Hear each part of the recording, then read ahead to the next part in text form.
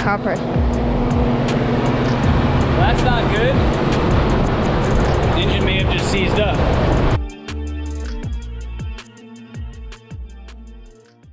Well, it's time to figure out why this thing seized up. I just looked down the spark plug holes at the tops of the pistons and none of them are up, which is a good thing. So hopefully we didn't hit any valves. I'm thinking maybe one of the balance shafts seized and it caused the balance shaft chain tensioner to compress, which caused it to jump time and come off and now seize, you know, the whole crank assembly. But we will see once I get the covers off. I gotta put the sling on it, pull the mount, pull the upper cover, crank pulley, and lower cover to find out exactly what's going on. So let's do that now. Well, this is a good scenario and a bad scenario. Good scenario is the cam chain is still good. So our camshafts did not jump time, which is great. That being said, it's going to be the other chain, which is for the balance shafts. So we're going to pull the lower cover and the pulley now and hopefully be able to see what's going on. Alright, this might be kind of hard to see, but pro tip for getting the bolt for the serpentine belt tensioner undone is, you can see it right there, you use a wobbly long extension 5mm Allen with a long extension and you can get it right through there rather than having to undo the pump and all that other crap. So you just stuff it right through here and you can get right at it. Well, it's the moment of truth. I'm about ready to pull this cover off. I have not looked yet.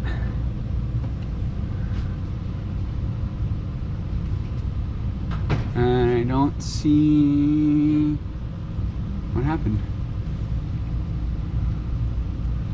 So it's possible that I guess one of the shafts is seized and it just fully locked up the motor because nothing jumped time. This chain's on, this chain's on, and this chain's on. So I think we got a seized balance shaft.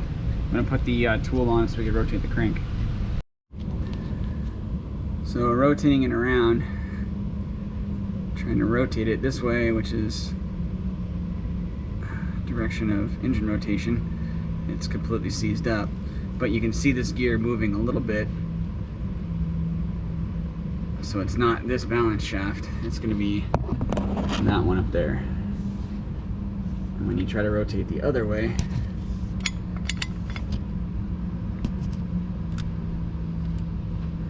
start getting chain slop because it's tightening the tensioner or compressing the tensioner and it's not moving at all.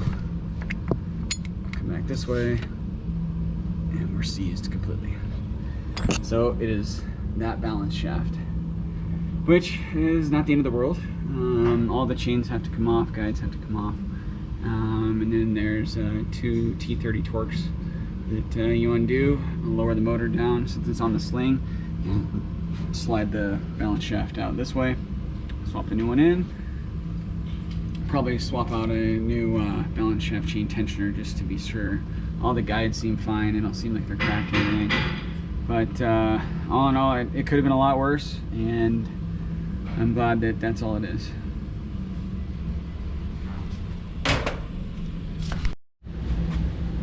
So I finally got a chance to get back on the GTI. What we're gonna do is I'm gonna pull the tensioner for the balance shaft chain, loosen that up completely so I can try to get them off the gears, the chain off the gears, and then I'm gonna rotate the engine around since the camshafts and everything is in time to top dead center.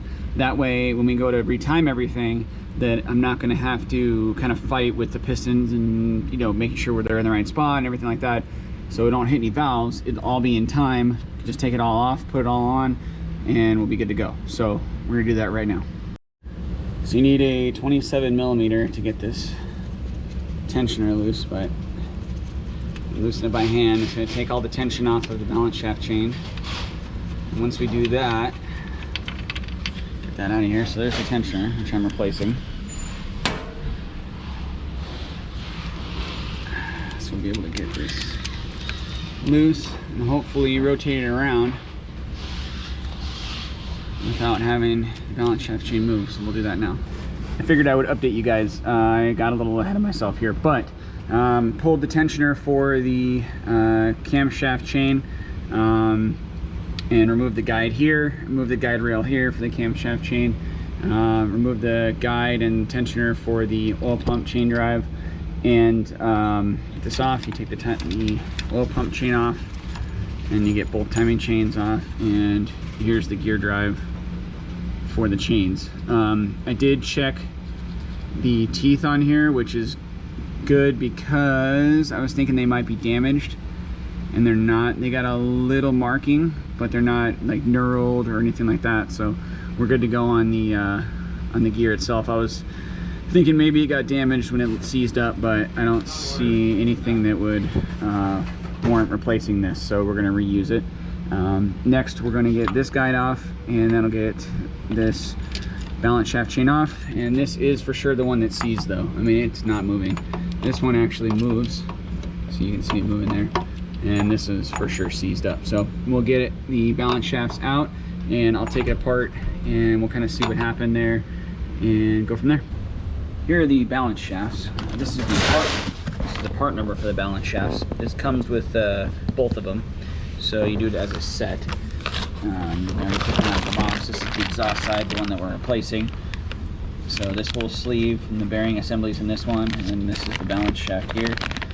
And then the intake side, it's going to be in this box here. So that's the part number for the intake.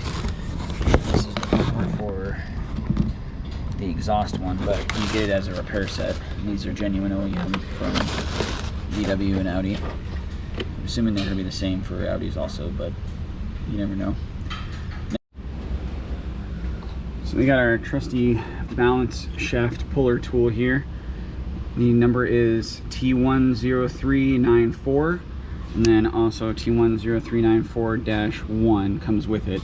And then we're going to hook up to this slide hammer right here, and we're going to hook that around the gear assembly for the balance shaft and use the slide hammer to get it out. Okay, so we got it on there, so half of it goes on first, and then the other half slides around, and that top collar slides over both pieces.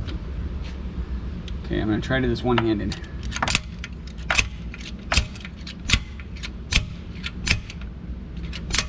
It might take two hands. I'll report back in a second. So, use the slide hammer to get it out. This collar piece pops up, and then that piece comes out, but this is the tool. And here's the balance shaft. And we'll just slide it out like that.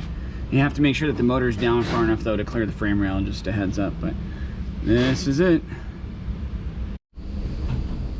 So I was taking a look at the balance shaft, and I came across this.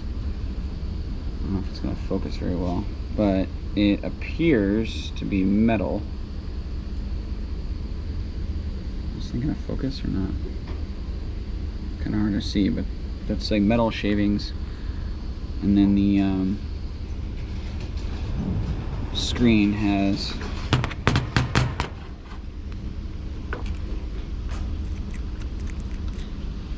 metal shavings on it also. So I don't know if I got a bearing failure somewhere in the motor or if something else, but it got really hot. I mean, it melted this, and then it melted the little sleeve that's in here. You can see right there, it got really hot in that spot. And there's just like debris and stuff in here. So I changed the oil maybe 400 miles ago, 500 miles ago maybe, and the oil looked great. I didn't see any metallic in there at all. So I'm just wondering if maybe the bearing in here failed and it, you know, spit it out the back end and was sucking it back in here, or I'm not sure. But this one's somewhat clear. There's a little bit of stuff in that one.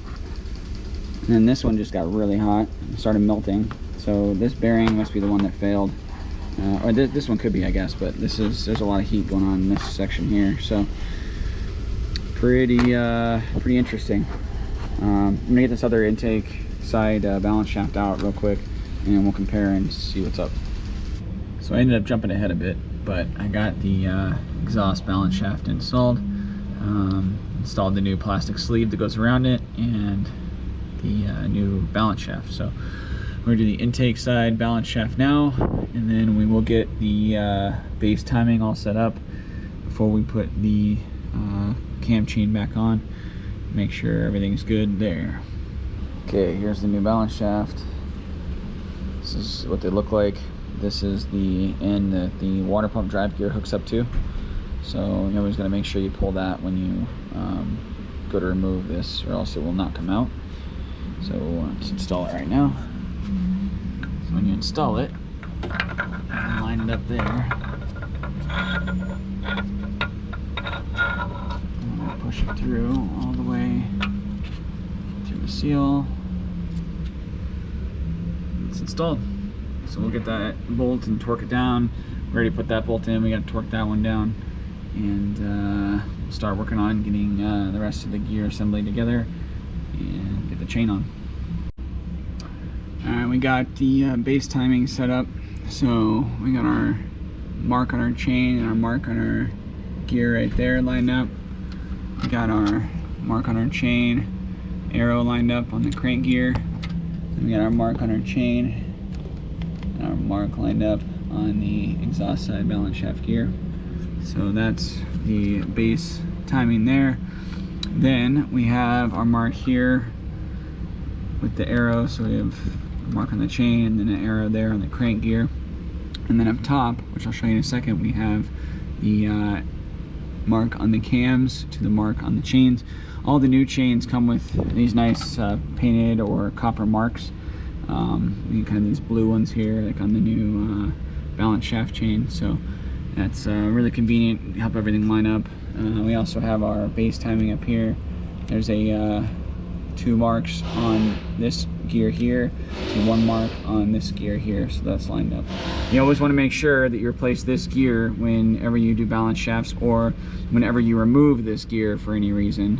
It has a backlash setting that's kind of built into it using a type of wearable paste that is painted on here. So as it wears in, it takes up the backlash between this drive gear and the balance shaft drive gear on the intake balance shaft there. So you always want to make sure that you replace this whenever it's removed to do anything timing wise here. We're also replacing the tensioner right here for the balance shaft chain, and make sure everything else is torqued tight. We tighten these to 20 Newton meters for the guides. That's what they're supposed to be tightened to. This one is 10 Newton meters, and then make sure everything's good, and then you do 30 Newton meters, and then you do a 90. So it's always going to make sure all this is torqued, because it's all very important. Anything comes loose in here and catastrophic for the engine. So best to make sure we torque everything. When getting this gear on, I didn't show it because it's kind of complicated to film and do it, but you get the balance shaft chain on first, then you kind of tilt the gear down a little bit and get the timing chain on, then you tilt it down again, and that gets the oil pump chain on. So quick tip there. So everything's timed up. Put the cam bracket back on. Did 2 rotations of the crankshaft, which is 1 full rotation of the camshafts, and we are right in line with where we need to be. Should be about 126 to 127 between the exhaust and the intake, which we are there, and then from the top of the bracket to the mark. This one hand in here should be about 64-ish, 63, 64, and we're looking like we're right about there. So we're timed up and good to go. Release the tensioner down there for the camshaft chain, and I still have to put the tensioner on for the oil pump chain, but that's just a spring tensioner. So everything's torqued down and we are good to go. Alright, another pro tip: when you're doing this timing job, you want to make sure that you clean the surface really, really well, that way that the sealant mates back up. But you also want to cover the openings to the oil pump pan area. You also make sure you want to cover the opening to the oil pan area. That way none of the debris comes out when you're scraping all the sealant off the surface, and it doesn't fall into the pan. If it does, it'll get caught in the oil pump screen, and it can cause low oil pressure and other issues that you don't want. So just make sure you plug the holes when you're cleaning it off. So just some rag, just to make sure that it doesn't come down there, and then just kind of blow it off with air when you're done, and be good to put the cover back on it. All right, you want to use this sealant when you're doing the cover reseal, and you want to lay just a nice smooth bead all the way around. You don't want to go too crazy. I always circle around the holes, which you technically don't have to do. It's just a little extra sealant, but that's what you want to do when you reseal these. Get it nice and good, and then we'll pop it on. The torque spec for the crank bolt is 150 newton meters plus a 90. So you need this lock bar here to lock it in place, and then we're going to use a giant cheater bar here. And we're going to get a 90 out of it, maybe.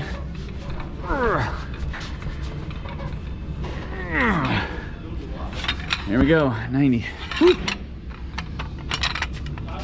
That's tight. Well, I got some stuff done. I didn't want to bore you guys with all that, but filled the coolant and the oil, and installed the spark plugs because I had those out. I'm going to leave the coils out because I'm going to crank it for 20 seconds to build up oil pressure before I actually start it, just to make sure that everything's good oil pressure wise. I also installed the drive gear for the water pump belt, since we had replaced that intake side balance shaft. I had to pull that gear off the end, so I put that on, new bolt for that. Got all that back together, and so now we're going to crank it and get some oil pressure. So we're going to crank it for about 20 seconds. The battery's kind of dead, so I'm going to charger on it. Just build some oil pressure before we fire it up.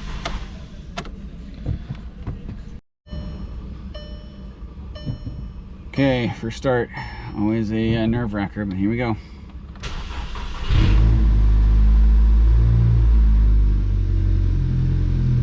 It's alive. Awesome. Sounds good.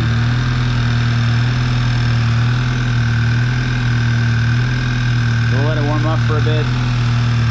Get up to operating temperature, check the fluids, check for leaks, take it for a rip. Now she's running good. Put about half a mile on it. It's been running for about an hour and a half, so no leaks. Everything looks really good. Seems to run really good too.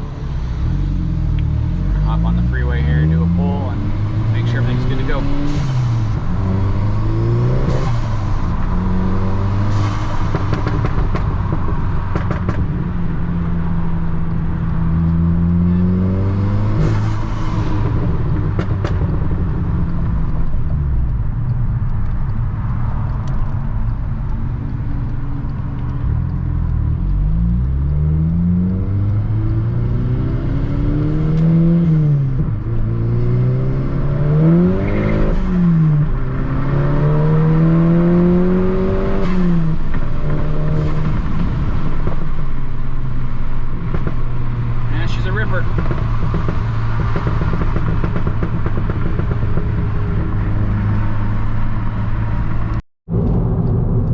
So far, so good. Been running really, really smooth. Done a few pulls already.